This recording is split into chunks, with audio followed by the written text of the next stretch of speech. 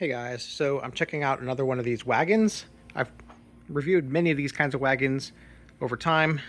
Some of them bigger, some of them smaller. This one's definitely on the smaller side of things. I'll show you the measurements.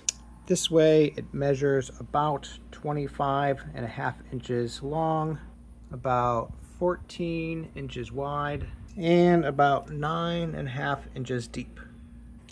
So it's one of the smaller wagons, but definitely not the smallest wagon that I've reviewed before. But the thing about these kinds of wagons, one, they always have a ton of room in there. Even the small ones have a lot of space to transport lots of stuff, whether groceries or if you're moving, between a dorm room, these kinds of things. Doing some lawn and garden type stuff, great for those kinds of projects. I love the wheels on these things because they really are all-terrain wheels.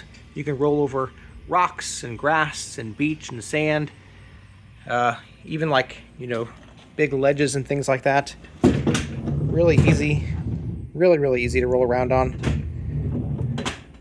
And like I said, they're really good about transporting stuff. These gnomes I have are quite heavy, but there's not only enough space for them, it can transport that weight pretty easily as well,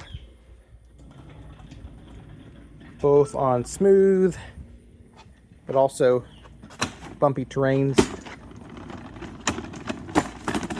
Just goes over anything really easily. One thing about this one that's good is that the handle automatically bounces back up if you were to drop it. So they don't all have that. That's a handy feature. That way you don't accidentally, drop your handle and have it on the ground. Not a huge deal either way, but it is a nice feature that it springs back up. This handle can also be lowered. If you unlock it, you can lower it down for storage.